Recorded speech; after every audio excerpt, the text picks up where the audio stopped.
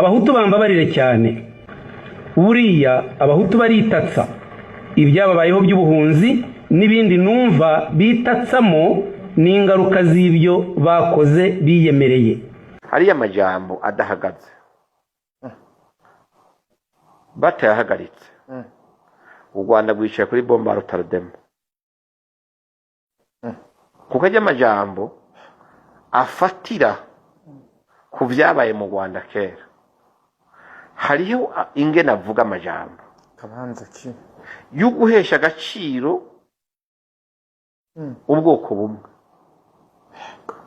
sibyo no gutesha agaciro ubundi, kuvura ibikomere bya bamwe no gutoneka iby'abandi ndetse ugakomeretsa n'agashasha.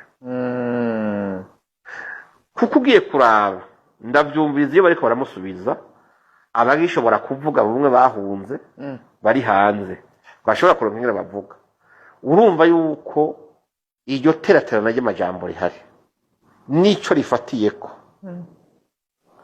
gishobora kuzobyara ikintu kibi gisumba icyo Rwanda wigeze kubona. uravyumva?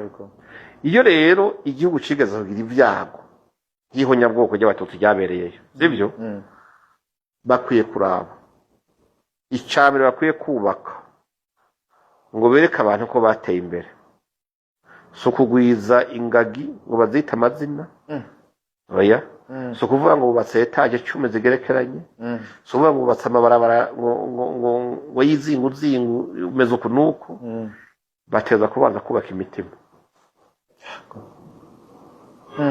bateza kubanza kubomora ico gihome cyatandukanije abantu kikavyara buriya bwicane bw'abantu. n'ahandi bariko barishurana urumva yuko hariho kitagenda neza, hari ikintu kitagenda neza.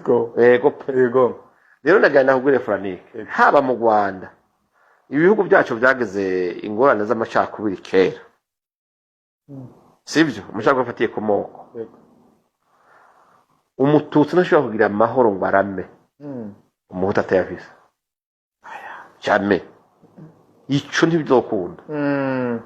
umuhutu ntashobora kuvuga ati jewe genda amahoro mu gihe umututsi aniha azunze umutwe akimyoza akagenda kubona insike z'amenyo sibyo, ntibizokunda. ni igihe kimwe uba utazi gusa avuga ati nzomuturuka he nanjye ndamwereke.